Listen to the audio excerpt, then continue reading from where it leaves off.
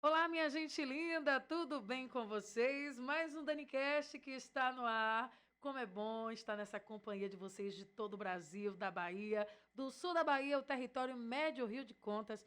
Afinal, o objetivo do meu podcast é trazer esse povo maravilhoso de nossa região do Médio Rio para poder falar de sua cultura, de sua política, de seus costumes e de tudo que gosta de fazer. Hoje eu vou receber aqui no podcast ele que é sociólogo, ex-prefeito do município de Barra do Rocha por 2 mandatos, professor de inglês, político, enfim, mil e uma utilidades na sociedade barrochense e também na região. Eu estou aqui com ele, Jonatas Ventura. Tudo bem, Oi, Jonatas? Dani, tudo bem? Que prazer muito grande poder estar no seu podcast. Muita audiência, comentário em toda a região. Para mim é uma honra muito grande poder estar dando a entrevista ou dialogando com você nessa tarde. Jonatas, conta pra gente, você que é uma figura política, você que é uma referência como um professor também, também como uma pessoa religiosa, conta pra gente aí, de professor de inglês a sociólogo e a político, como é esse contexto seu entra assim na sua vida, como foi que tudo começou? Conta pra gente. Na verdade, eu iniciei sendo professor da cidade de Mogi, também em Barra do Rocha, e depois comecei a admirar, criar interesse pelas questões sociais. Me causou um interesse muito grande para entender as coisas sociais. Daí surgiu um curso de Sociologia em Valença. Quando eu olhei a área que o curso abrange, aí eu me interessei muito. Escrevi lá na avaliação e aí passei, fui estudar em Valença e me encantei muito. Foi a melhor escolha que eu fiz. Sociologia é um curso maravilhoso. Você passa a conhecer melhor as coisas. Cria uma sensibilidade muito grande com a sociedade, de um modo geral. Todo lugar que você chega, você vê as coisas diferentes, com aquele olhar observador e sensível das coisas. Se é na área religiosa, se é na área cultural, seja qual for a área, você chega e já vê diferente. Então eu amei o curso de Sociologia e amo me identificar como sociólogo por onde passo. Amei demais. A mudança do curso, como você me perguntou, inglês eu amo inglês, estudo inglês até hoje. Eu continuo estudando inglês, parava período, depois voltava e eu continuo estudando e espero avançar bem esse curso, porque às vezes eu faço algumas viagens internacionais e nessas viagens o inglês e o espanhol É fundamental, né? são línguas que realmente a mais da metade dos países existentes eles utilizam como idioma o inglês e o espanhol. Então eu vejo uma necessidade até a nível de viagem, a nível de diálogo entre outras culturas e outros relacionamentos nacionais e internacionais. Então eu achei muito importante e com isso eu ainda continuo estudando idioma. E espero ainda terminar inglês, depois espanhol e as Você chegou a principais. ensinar em quais escolas assim em Barra do Rocha? Em Em, Gongogi. em Gongogi eu ensinei no colégio estadual, que é o José Araújo Pereira, também no Roque Monteiro, que era municipal. Então foram essas duas escolas que no período que eu ensinava, que eu lecionei. Então foram essas duas escolas, a estadual Foi e sua a primeira municipal. profissão, Jonatas, Foi, professor? sim, eu admirava inglês sempre desde o colégio, que já tinha uma vocação muito grande ou pela língua estrangeira, me dedicava muito e aí passei a ensinar. Aí você me diz assim, por que distanciou da sala de aula? É muito difícil. Ser professor, e eu quero aqui homenagear a todos os professores, porque ser professor, nos dias atuais, não é coisa fácil. Não é coisa fácil porque a gente vive um período onde os alunos, diante das redes sociais, da tecnologia, eles estão muito assim, é, com dificuldade de concentração, né? Você está ensinando, orientando e eles não conseguem se concentrar. Então, E sem contar que a falta de concentração, eles provocam muitas coisas na sala de aula que o professor hoje precisa ter muito equilíbrio para aguentar. Foi feita uma pesquisa recentemente em São Paulo e a quantidade de professores que estão pedindo licença e abandonando a profissão é uma quantidade muito grande. Nossa. E a tendência, segundo a pesquisa, é o futuro. O Brasil, muitos estados vão ter que ver uma alternativa para superar essas dificuldades, porque muitos professores estão saindo da profissão, não quer mais, diante desse desafio que está enfrentando na sala de aula. Ameaças e agressões, alunos que não querem aprender e cria tumulto para impedir o outro também. Então, chega um momento que o professor não tem como aguentar. O equilíbrio emocional chega a uma situação muito delicada, tomando remédio, muito remédio, indo para médicos. É isso, a gente vive hoje uma sociedade muito de ansiedade, né, depressão. Eu até estive num podcast anterior conversando sobre isso com a terapeuta, sobre a questão de ansiedade. A nossa sociedade está muito assim. Tem muito aluno que está ansioso mesmo, que tem até crise na sala de aula, Isso. né? Gente... E a depressão também, muita gente depressiva por conta da pandemia, né? Que passou aquela fase da pandemia, mas o vírus ainda existe e ainda tem muita gente adquirindo a questão da Covid. E as sequelas que ficaram, né? E aí, o que fala de educação é um programa. Mas só uma síntese. Eu percebi a dificuldade de continuar à frente da sala de aula. Eu não posso dizer que fui um covarde, não. Eu disse, não, eu vou para uma outra área que eu me sinta muito mais tranquilo. E que você goste. Aí entrou a política. Aí veio a política. A política surgiu. Meu pai, antes de falecer, que eu nascia... Você é de? Gongogi. Gongogi. Eu nasci na zona rural do Gongogi, entre Nova Palma e Itapirama, entre a divisa entre um e outro. É aquela fazenda que sua família ainda tem, né? Na margem do rio Gongogi. Então, aquela fazenda ali está entre a mediação de Nova Palma e parte de Itapirama, né? Que Itapirama e Nova acaba Palma, sendo vizinho de Barra do Rocha, que é onde você Rocha, mora 12, hoje, 12 né? quilômetros. Isso. São 12 quilômetros. Aí o que acontece?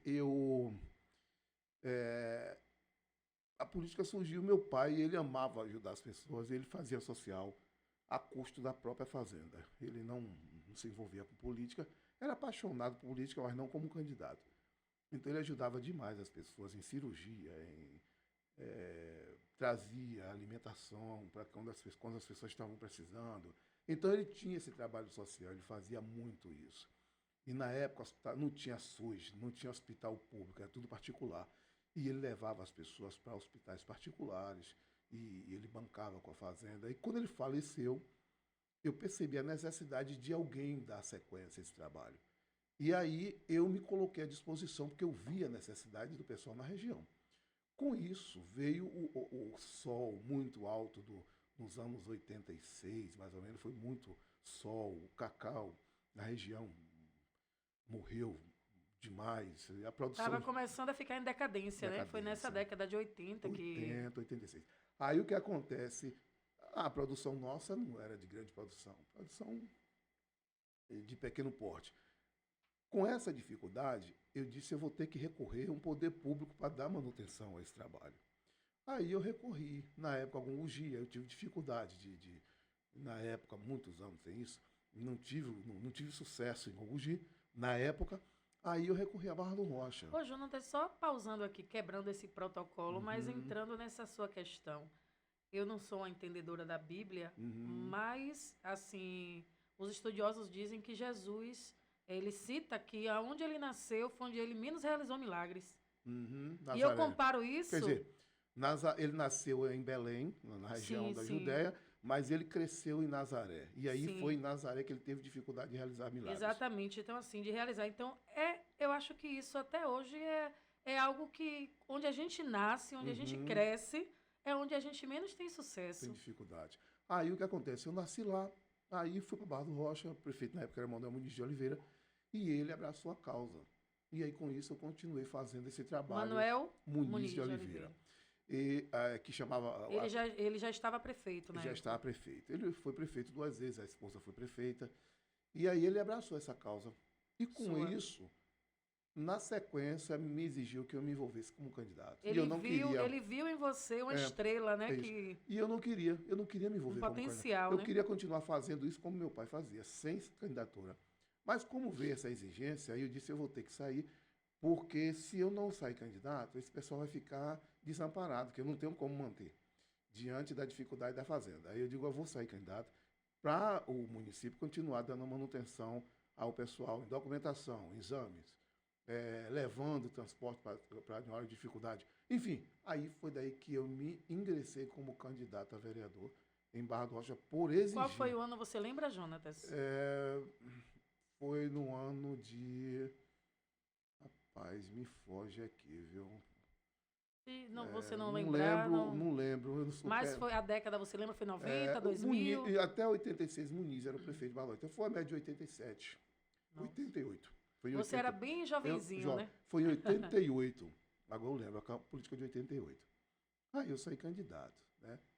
Como só tinha minha região de eleitores, a quantidade de pessoas que vinham de lá para cá era a média de menos de 100 pessoas, e eu saí candidato mesmo, no intuito de ajudar as pessoas e não pensar em outra coisa, eu na época não consegui a vitória, né?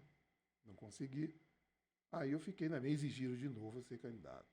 De novo saí no propósito de continuar ajudando as pessoas. Não queria nada para mim, enfim, não deu certo. Aí a segunda 2 vezes você tentou para vereador.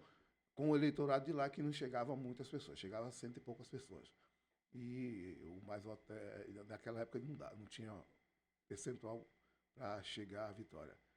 Eu disse, eu não vou sair mais candidato, não. Se exigir agora, eu vou ter que ver outra alternativa para ajudar o pessoal, mas eu não quero me envolver mais como candidato. A não ser que eu saia vice. Agora, imaginou? Eu 2 vezes vereador, teve problema. E não é que eu virei vice mesmo? E fui eleito? Vice de quem, Jonatas? De Antônio Firmo Leal. Acabei virando vice. Tentei 2 vezes vereador, não deu certo, virei vice-prefeito. Aí de vice-prefeito, saí candidato a prefeito, concorri contra Jorge. Jorge já tinha sido candidato várias vezes. Acabou o Jorge ganhando a eleição para a gente, para mim, no caso, e todo o pessoal. E aí eu fiquei na minha. Aí, na sequência, saí candidato novamente. Fui eleito com a votação, na história de Barra do Rocha, a maior votação, 69% dos votos válidos, e depois reeleito com 68% dos votos válidos. Você lembra os anos que você foi eleito prefeito? Fui eleito em 2005, né? 2004 ganhei, eu tomei posse em 2005, e depois fui novamente em 2008, né? Deixa eu ver, 5, 6, isso, 2008, novamente fui reeleito. E aí foi daí para cá, me envolvendo com a campanha, apoiando mais pessoas. Você mesmo não estando prefeito, mas você sempre foi apoiando e sempre esteve na política. Você não saiu mais da política de Barra do Rocha? Não, nunca mais. Primeiro o seguinte, a leitura que eu tenho de política, a minha leitura que eu tenho de política é o seguinte: você está para servir as pessoas. Se eu estiver em qualquer grupo político e esse grupo político não me der condição para que eu possa ajudar as pessoas, tendo a certeza que eu não vou ficar com esse grupo por muito tempo. O meu ingresso e a minha permanência em qualquer grupo político é ele me dar condição para que eu possa ajudar as pessoas. Deu condição para ajudar as pessoas naquilo que eles necessitam, eu estou tranquilo. Para mim, todos que apoiei não pedir nada, surgiu na sequência do mandato deles.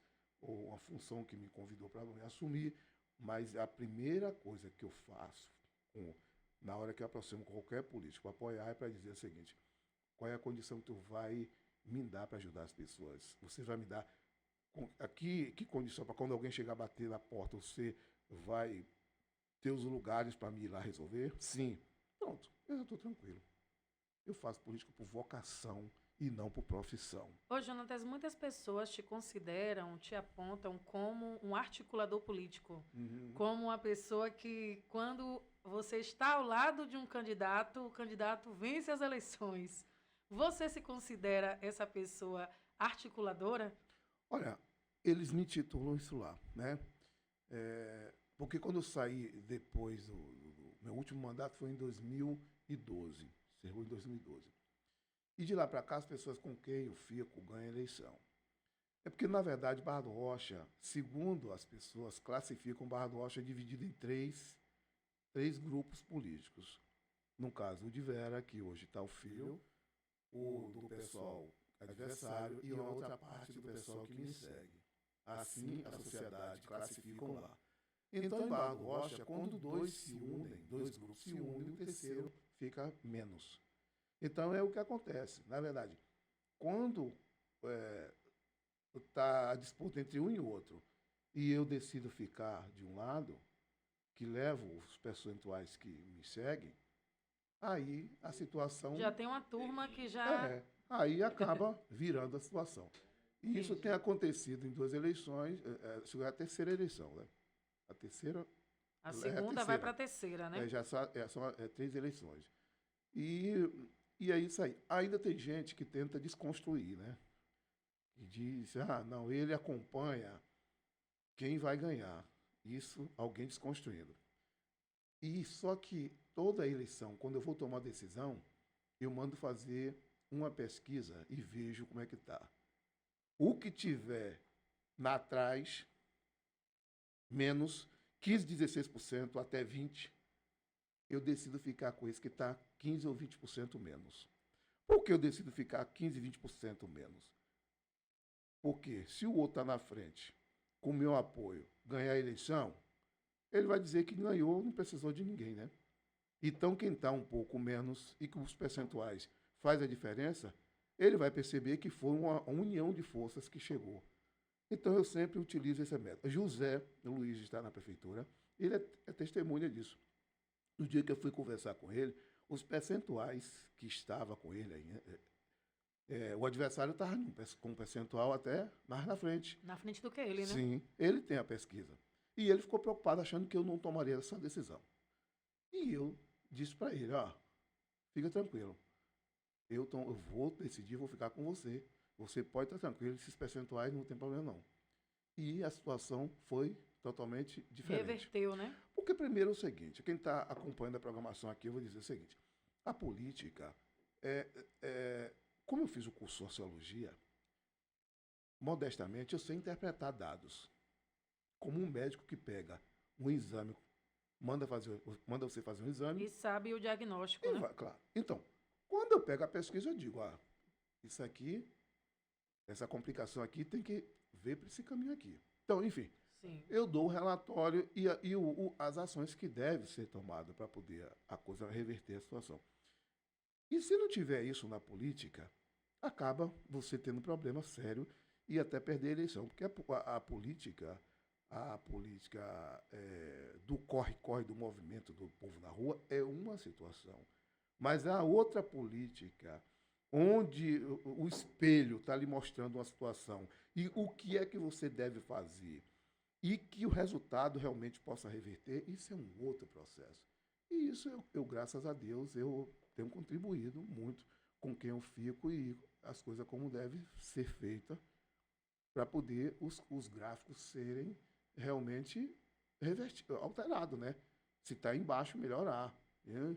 Se está tal situação, vira tal situação. Eu acredito que essa admiração que o prefeito Dr. José Luiz tem por você se dá através disso, né? Dessa questão toda de vocês, política, né? De ele pedir sua ajuda e ele viu que sua ajuda deu resultado para o resultado que ele teve, né? E conseguiu se eleger. Aí ele fala isso, foi bom você tocar nesse assunto. Ele é muito grato a você. Muito né? grato, e já teve pessoas que chegaram para ele e disse assim, você não precisava de Jonathan, você ganhava a eleição. Ele disse, isso é a tua ideia, porque eu tinha pesquisa e depois de Jonathan a situação reverteu. O quadro antes de Jonathan era um e depois de Jonathan. Então, você não tem informação, mas eu tenho nas minhas mãos. Então, eu acho ele nessa parte uma pessoa de um caráter... De uma gratidão. E de um caráter totalmente diferenciado de muitos, que às vezes esconde isso depois que chega no poder. Mas ele continua mantendo essas informações que na época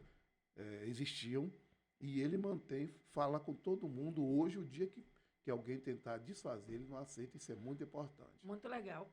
Ô, Jonatas, como a gente está, né, nesse assunto político, a gente também vai partir para outros assuntos que não é só política, mas eu queria só, por curiosidade, eu nem me preparei para te perguntar isso, mas me deu assim, eu falei, ele está falando sobre política, então vamos entrar no contexto político, que é algo que o pessoal gosta demais.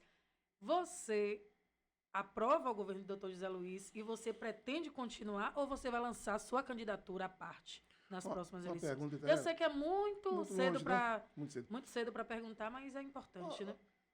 Hoje, com a data de... Pode registrar a data? Pode, dia 20, que dia é, Hoje é gente? quanto? 20? Quanto? Deixa eu ver. É 25. Não. 26. É 26. São 25, 25 de novembro. Hoje são 25 de novembro, né? Que é o dia da gravação do nosso podcast, mas ele é exibido em outra data. Em outra data. Então, o que acontece? Eu estou falando isso para mostrar, até o momento, eu não tenho o que falar negativo do nosso prefeito. Não há Sim. prefeito perfeito, tá? Claro que toda gestão tem as críticas construtivas, Claro. né? O que precisa melhorar, todo governo precisa melhorar em alguma Agora, coisa. Na minha leitura, o que eu espero de um gestor, geração de emprego, ele tem feito muito bem, mas muito bem. Cuidando da nossa cidade, está cuidando. Obras. Trazendo obras para o município de Balocha, e obras importantes e necessárias e esperadas pelo povo. O salário está em dia. Em dia. Que mesmo com índice, né? O pessoal sempre comenta que Barra do Rocha tem um índice alto de... Mas dentro da legislação, é claro, né? Isso, Índice de empregos... Alto, Então, o que acontece? As coisas que eu encaminho das pessoas, os pedidos que eu faço para o povo, ele não nega, que para mim isso é importantíssimo. Não só a mim, mas com as lideranças, né? Como aquela questão que você citou. Chega uma pessoa na minha ele sala, apoia as pessoas que te... As demandas que as pessoas chegam até você. Claro. Ele, enquanto prefeito e parceiro, seu político, ele isso. acaba atendendo, né? Eu estou mostrando as outras coisas, e essa que eu fico muito feliz. Eu, na qualidade de liderança, me realizo. Quando eu vejo que alguém chegou na minha sala, ele não vai atender tudo, que nenhuma prefeitura consegue atender tudo. Mas quando você percebe que a maioria das solicitações da população está sendo atendida, para mim eu já me realizo. Porque eu amo. Eu ingressei na política por causa disso. E eu não posso abandonar essa bandeira, tá entendendo? Então, voltando aqui, você continuaria? Se ele seguir como está, eu não tenho dúvida disso, que nós estaremos juntos. E eu creio que não vai mudar isso. Eu estou falando porque cada dia é uma coisa. Cada dia é um dia, a gente não sabe o dia de amanhã, né? Não sabe. Se ele manter como está indo, eu não tenho dúvida. Está muito longe, tá. Eu não tenho dúvida porque a gente está percebendo que a intenção dele é uma intenção coletiva. Ele não pensa como muitos políticos por aí, no individual em si, não. Ele pensa no coletivo. Então, é a bandeira que eu ingressei na política pensando no coletivo. Se eu ingressei pensando no coletivo, ele combina comigo. A gente caminha junto. Quem pensa no coletivo tem meu apoio. Geralmente os políticos da região, né, eu acho que é algo já que é corriqueiro da sociedade do Brasil, a pessoa sair candidato a prefeito, ganhar a primeira vez e reeleger. Isso. Então, depois que José Luiz se reeleger, você ainda tem intenção futuramente em ser um candidato a prefeito? Ou você quer continuar nessa parte de articulação política, fazendo toda essa obra política que você faz? Como diz, a gente não sabe o amanhã, né? Agora, eu tenho um sonho ainda, que eu revelo pela primeira vez aqui, eu tenho um sonho ainda em voltar um dia, não sei qual período, que eu sou um homem de muita... fé, um homem de muita fé, e espero de Deus as coisas acontecerem. Oro e espero dele dar o sinal. Então, como eu trabalho nessa linha, o sobrenatural me dirige. Usando a linguagem, o sobrenatural é quem me dá a regência. Então, buscando a regência do sobrenatural, eu espero um dia, se for da vontade de Deus, eu ainda voltar. Voltar por quê? Por um período que teve. Você pode completar a frase? Voltar a ser prefeito de Barra do Rocha, certo? Quando será isso? Deus é quem vai dizer. E se Deus disser não, não. A minha regência humana de Atos, eu sempre busco direção de Deus. Então, se Deus disser não, não. E se disser sim, sim. Então, se for da vontade de Deus, eu voltaria um dia. Se não, eu fico tranquilo. Maravilha. Ô, Jonatas, vamos partir agora da política para a questão de Israel. Você teve em Israel, acho que foi ano passado, salvo engano, ou foi esse ano, Jonatas? O ano passado. O ano passado. E eu fui em setembro do ano passado em Israel, já no final de setembro, e entrei o mês de outubro. Foram 12 dias que eu passei lá em Israel o ano passado, completou um ano agora. E 12 dias? 12 dias. Foi uma viagem maravilhosa. 12 dias que, meu Deus do céu, que 12 dias maravilhosos. Foram 13, né? Dias maravilhosos. Conta pra gente como é que foi, assim, toda essa viagem. É porque, na verdade, a gente ouve muito falar de Jerusalém, de Israel. Toda a história bíblica, praticamente quase toda a história bíblica aconteceu em Israel. Né? Praticamente quase toda a história bíblica aconteceu em Israel. Você está no Mar da Galileia, dentro do navio, andando no Mar da Galileia, no Mar Morto, você tomar banho e flutuando naquela água salgada, você não consegue descer, fica flutuando o tempo todo. Você ir no monte onde desceu fogo quando o profeta Elias orou, que é o Monte Carmelo, você pisar no Monte Carmelo. Você entrar no túmulo onde Jesus foi sepultado, né? E que lá não está. Você ir no túmulo de Lázaro, entrar e sair no túmulo de Lázaro. E você ir no local onde Jesus foi batizado, que é o Rio Jordão. Andar dentro da cidade, na vila, na rua estreita que Jesus carregou a cruz. E você vê as placas onde cada estação aconteceu cada coisa. Aqui aconteceu isso. É forte, hein? É muito forte, né? Então, foram muita coisa. É uma relação imensa de lugares. E no Monte das Oliveiras, onde Jesus orava, o Monte das Oliveiras, onde ele ascendeu aos céus. E quando ele voltar, ele pisará no Monte das Oliveiras. E embaixo do Monte das Oliveiras, do lado, é onde ele foi orar e foi traído por Judas, que é o Jardim do Getsemane, que fica no pé do Monte das Oliveiras, embaixo do Monte das Oliveiras. É difícil. É muito difícil. O local onde Gideão colocou os soldados ali, os 300, o Gideão, a batalha dos 300, né? Não tomar banho nessa água onde o Gideão preparou os homens para a batalha, que Deus separou os 300. Olha, é muita coisa. Você se emociona, né? Outra coisa também que não poderia esquecer, o local onde Jesus nasceu, né? A Igreja da Natividade, que fica lá na cidade lá já em Nazaré. Então, foi lá, aquele local onde Jesus nasceu. Depois foi no local onde os pastores foram avisados que nasceu Jesus, Campo dos Pastores. Foram muitos lugares. Também outro local, o monte, o Sermão do Monte, onde Jesus diz, bem-aventurado, e aí vai falando ali o Sermão do Monte, o local onde Jesus se pronunciou ali no Sermão do Monte, o local onde Pedro vivia, que é em Cafarnaum, o monte... Enfim, foi uma viagem... É muita coisa. Que parece que você passou meses. E por que, Jonatas, Israel, o lugar onde Jesus nasceu, ele, assim, sempre esteve em guerra, sempre teve esse conflito, sempre teve toda essa questão. E, atualmente, né, hoje ainda está se vivendo isso. E é algo que abala a gente, mesmo a gente, né, enquanto brasileiro, mas abala todos nós, né? Olha, a geografia tenta explicar, a política tenta explicar, a economia tenta explicar, mas não consegue, porque a resposta não está em nenhum desses campos. A resposta daquilo ali está no campo espiritual. Tudo começou quando Abraão, o homem que Deus chama de Ur dos Caldeus, chamou, sai da tua terra, da tua parentela, que eu vou te levar para a terra que te mostrarei. Chama Abraão. Abraão vem com Sara, que é a esposa, e Abraão já com idade avançada, Sara com idade avançada, Abraão com mais de 70 anos a mais, Sara com 60 e tantos anos. Deus promete um filho. Não tinha um filho. Ela é estéril e não tinha filho. E Deus promete um filho. Só que o tempo passou e aproximou os 100 anos de Abraão.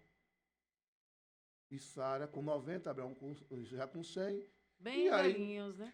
Eles aí acharam que essa promessa não ia se cumprir, achou não ia cumprir, pegam a empregada, que chamava H é egípcia, e a mulher permitiu que ele engravidasse essa mulher. Engravidou, nasce um filho por nome Ismael. E esse filho Ismael passa a ser, na ordem, primogênito. Só que Deus continuou avisando que o filho nasceria. E aí nasce o filho com Sara, com a esposa. Os dois, um com 90 anos e outro com 100 anos. Quando nasce o filho da promessa, que é Isaque, a mulher de Abraão já pede que a empregada já não estava bem o ambiente, porque a empregada já estava se achando melhor do que a patroa, porque engravidou, esposa, né? Engravidou e tal. Ela aí pediu que tirasse ela de dentro de casa. Ela vai embora com esse filho, que é o primeiro filho de Abraão. Só que Deus, a promessa, a aliança de Deus era com Isaque, o filho da esposa de Abraão, e não com com o filho da empregada. Aí o que acontece? O filho de Abraão, que é o da promessa com Deus, chama Isaque, e são todos os descendentes de Israel, é de Isaque. E os filhos que brigam com Israel em volta, gerou os descendentes árabes. Todo povos em volta de Israel são árabes, descendentes de Ismael, do filho de Abraão com a empregada. Só que eles aí disseram o seguinte, os que são filhos de Ismael, não, a herança daquela terra é nossa, a primogenitura é nossa, quem nasceu primeiro foi o nosso antepassado. Só que Deus disse, não, a minha aliança é com o filho de Sara, que será Isaque o nome dele. E aí, Deus diz que a herança era para o filho de Sara, e eles, os árabes, que são descendentes de Ismael, disse, não, a primogenitura é de quem nasce primeiro. Aí você diz assim, Deus errou, porque o primogênito não. Quem errou foi Abraão e Sara, que desobedeceu a Deus e gerou um filho de uma pessoa que não era a esposa de Abraão. Aí pronto. Aí ficou esse povo. Aí Deus determinou que esse filho de Abraão viveria fora, distante dos parentes. Está na Bíblia isso. Se você ler de Gênesis 13, capítulo 13 é o capítulo 21, que não vamos entrar na teologia agora, você vai ver que eu mostraria para você, vou marcar outro dia para mostrar, os versículos que cada coisa se cumpre na Bíblia há mais de... 2.000 anos? Mais de 3.000 anos, porque 2.000 anos de Jesus, né?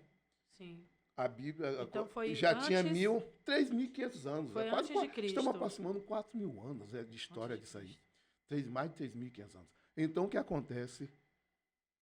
Esse povo, em volta do povo de Israel, sim, são parentes do mesmo pai, agora de mãe diferente, e que brigam dizendo que aquela terra é deles. E o povo de Israel, com base na promessa de Deus, diz, a terra é nossa, que Deus deu a gente, deu o nosso pai. Aí fica essa guerra entre um e outro. Até hoje? Até hoje. Aí você diz, quando é que cessaria? Jesus tentou trazer a paz para eles, só que eles não aceitaram Jesus. Ali só vai existir a paz quando Jesus retornar. Isso é a resposta. Estou dizendo que essa resposta só pode dar pela Bíblia e pelo mundo espiritual. A geografia, a história, não vai. Agora só terá paz com a volta de Jesus. É outro assunto para outro momento, não é para hoje. Então, o que acontece? Vai ter paz ali, Jonathan? Não. Nunca vai parar? Não. Mas e a perspectiva... Israel vai ficar nessa guerra direto? Sim. Perspectiva não, a expectativa do fim dessa guerra, pelo menos amenizar, será que tem como? Não tem. Ali só vai ter paz. Aí você já provocou, eu vou ter que entrar na parte bíblica. Só vai haver paz quando Jesus... o mundo vai chegar um momento que o mundo vai se juntar todo contra Israel. Vai ter uma grande batalha contra Israel. Nessa batalha, o mundo vem para exterminar por completo Israel. Vai ter esse momento. Quando o mundo já tiver destruído, um terço do judeu, um terço, hoje tem 9 milhões de judeus. Então, 3 milhões já mortos. Nesse momento, Jesus descerá, pisará no Monte das Oliveiras e vai poupar o extermínio de Israel E aí em diante é que as coisas vão tomar outro rumo. Mas até lá, essa guerra vai ser assim, que Israel para Gaza, daqui a pouco já é o Sírio que se levanta, vai ser o Ô, tempo Jonatas, inteiro assim. mas assim, a gente está vivendo um período de guerra, como eu falei agora há pouco, eu não sou nenhuma estudiosa bíblica, né? Uhum. Eu entendo algumas coisas. No livro de Apocalipse, tem muita coisa que já está, porque assim, Já se os, cumpriu. os cristãos, Uhum. eles dizem que vai acontecer filho matando pai, pai matando Uhum. filho. Tem muita Sim, coisa assim, né? os fatos que. Os fatos, Uhum. pragas, guerras, enfim. Uhum. E tem muita coisa que nós que estamos vivendo nesse século, nesse ano, Uhum. 2023, né, nesse período, que a gente já está vivenciando. Eu até me arrepio toda aqui falando. Uhum. Já A gente sim. já está vivenciando muita coisa. Sim, Eu, sim. sou, eu sou jornalista, me formei em jornalismo. Todos os dias eu leio Uhum. notícia.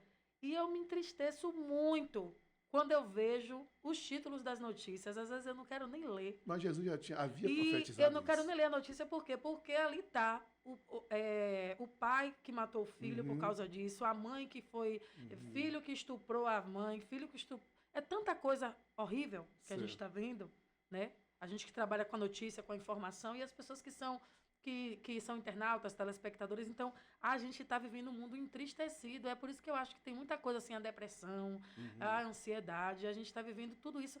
E os povos dizem, os estudiosos, que Jesus vai voltar justamente quando tiver esse caos todo. É. E você concorda com isso? Ó, Jesus disse que tudo isso aí que está acontecendo são os princípios das dores. Todos O esses princípio das das dores. dores. Quer dizer, já é o começo, esses fatos. Se você perguntar, a maioria do que Jesus profetizou, que seria o sinal da sua volta, a maioria já aconteceu. Nós estamos nos Muita coisa. momentos finais do que Jesus profetizou, que seria os sinais da chegada, da volta dele. Nós estamos chegando em fase final já, tá? Vários fatos já aconteceram, estamos nos fatos finais para o seu retorno. E por isso que ele disse que seriam os princípios das dores, porque muita gente ia achar que esses fatos ele já estava chegando agora, não. Ia acontecer todos esses fatos para depois a chegada dele. Qual é o maior sinal que vai ter da volta de Jesus? O anticristo, como o podcast fala de tudo, né? Pode sim.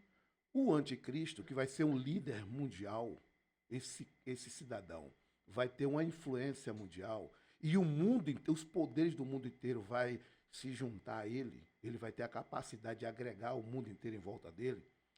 Esse cidadão vai conseguir promover uma falsa paz entre o judeu e o outro povo que não se bate, com os árabes. Haverá um acordo de paz entre essas duas nações, esses dois povos, e com isso haverá uma construção de um novo templo lá em Israel, que no local desse templo, que foi construído o primeiro, o segundo, enfim, os templos que foram construídos lá em Israel, nesse local, para Deus, está construída uma mesquita que só os muçulmanos têm acesso. É importante lembrar o seguinte: quando se fala muçulmano e fala árabe, árabe fala de raça, que são os descendentes de Ismael, e quando se fala em muçulmano, são todas as pessoas que seguem o Islã. O Islã, quem é o líder? É o Maomé. O nosso líder espiritual, para os cristãos, é Jesus. O líder espiritual do muçulmano e dos árabes, que são a raça, é Maomé. Maomé. Então, quando se fala assim, muçulmano, é todo mundo que crê na religião, que a Bíblia deles é o quê? É aquele Alcorão.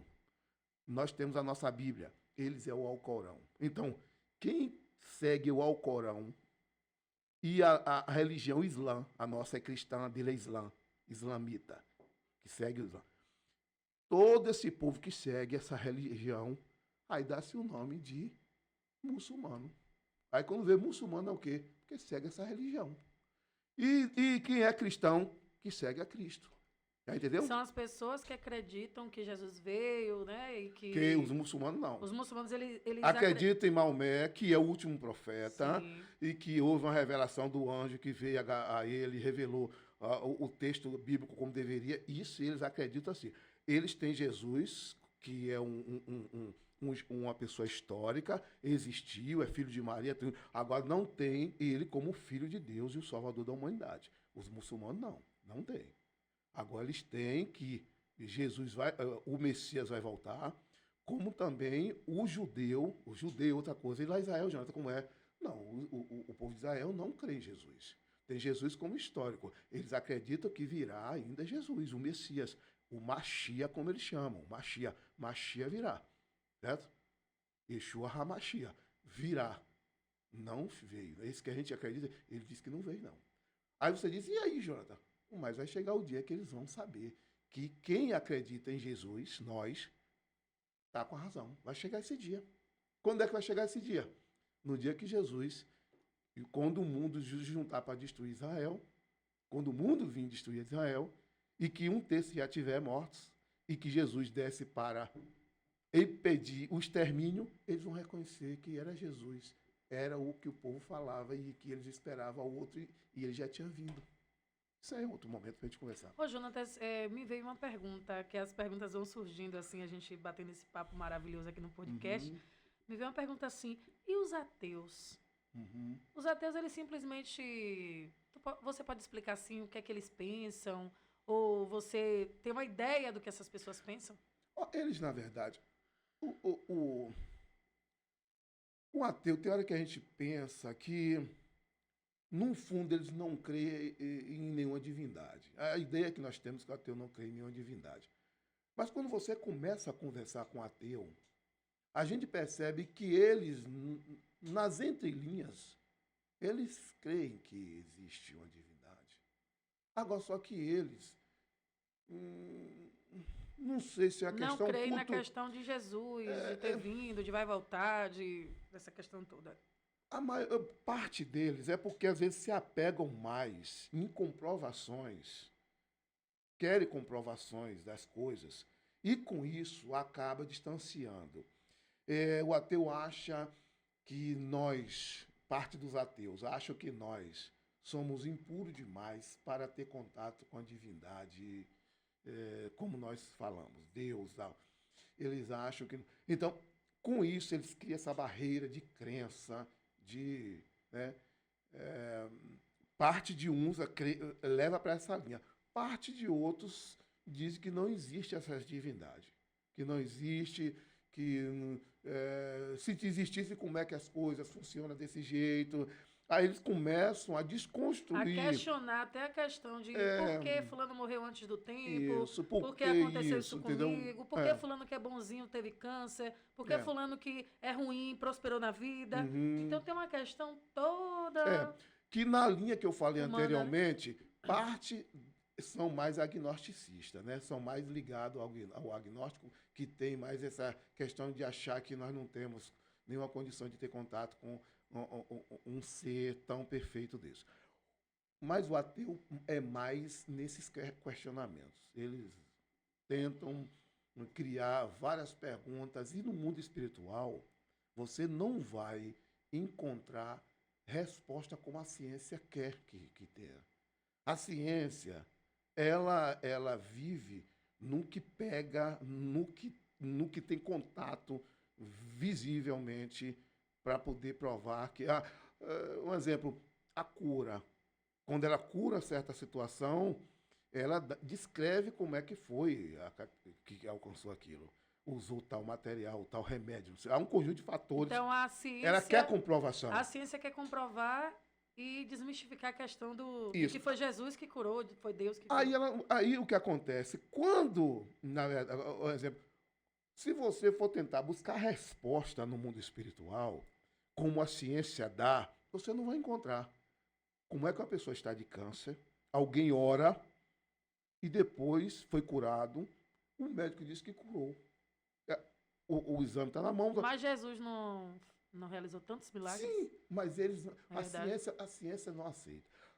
Isso é o mundo oposto. A ciência trabalha com comprovações, comprovação quer dizer com coisas palpáveis. Sim. E o mundo espiritual, o milagre, no momento que ele é explicado, ele não é milagre. Vamos resumir aqui. O milagre só é milagre quando não tem explicação. Mas o milagre que se explica não é milagre, é ciência. Deu para entender? Sim. O que explica é a ciência. E o que não explica é o poder espiritual. Uma cura de um cego, de um câncer, de AIDS, e entre outros tipos de enfermidade. Um paralítico que desde nascença andar. Então, milagre não se explica. Milagre que explica não é milagre, é ciência. Entendi. Deu para entender? Muito forte. Eu acho que aqui resume. Milagre não se explica. Então, hoje você entrou em temas muito profundos, né? Muito profundo e forte, né? É isso aí. Tá faltando pouco tempo para a gente já finalizar o nosso Israel, bate-papo, mas tem muita coisa para a gente conversar ainda. Aqui, você falou de Israel, eu queria voltar rapidinho. Sim. Esse grupo que está tentou de qualquer jeito destruir Israel. Por que esse grupo quer destruir Israel? Esse grupo representa indiretamente o povo árabe, que na cabeça deles, o território que Israel está pertence a eles, não pertence a Israel. E aí esse grupo nasce dentro desses movimentos, dessas regiões, uns mais radicais e outros menos. Esse Hamas é radical ao extremo, é um partido político, mas a religião está dentro dele, nas entrelinhas deles. E eles botaram na cabeça que aquele território tem que ser tomado, porque Israel invadiu ali que pertence a eles. Aí você diz, e como é que um grupinho tão pequeno enfrenta um exército que está entre os mais poderosos do mundo, que é o de Israel, de uma tecnologia fora do comum? Porque por trás dele estão os inimigos bancando. Os inimigos é quem banca esses grupos. O Hamas é pequeno. E por que tanta força o Hamas tem? Porque por trás as nações poderosas em dinheiro, que está em volta de outra coisa. Israel está em volta de inimigos, em volta de Israel. As nações são todas inimigos, são todos árabes. Árabes, e o que é isso, Jonathan? Mais uma vez, descendente do primeiro filho de Abraão. Abraão desobedeceu a Deus, com Sara, engravidou a empregada, que era egípcia, gerou um menino. Tem esse povo todo em volta de Israel, que são descendentes desse filho de Abraão, do primeiro, que são inimigos do povo de Israel, que são descendentes do outro, segundo filho de Abraão, que foi Isaac, né? Povo hebreu, que hoje é o povo israelense, né? Então a guerra, ela se... ali envolve religião. Não, a guerra ali é espiritual. A guerra ali não é outra coisa, a guerra ali é espiritual, viu? A guerra ali é espiritual. Porque a nação vizinha a Israel... Israel não tem petróleo, compra fora. 60% do território de Israel é deserto. 60%. Nossa. Um país maior um pouquinho do que Sergipe. O menor estado do Brasil é Sergipe. Sim. Sergipe tem 21 mil quilômetros quadrados. 21 mil quilômetros quadrados. Lá são 22 mil quilômetros quadrados. 22. Maior uma bobagem. Nosso país todo. Sergipe são 21 mil quilômetros quadrados. Lá, a nação toda são 22 mil quilômetros quadrados. Praticamente o tamanho de Sergipe. 60% deserto. Você só vê a areia e não vê uma planta. E o povo não tem petróleo e o povo quer tomar de qualquer jeito. Por que quer tomar? Questão espiritual. Porque lá não é petróleo, não é nada para eles quererem tomar. As nações vizinhas cheias de petróleo. Os que querem tomar cheios de petróleo, cheios de dinheiro,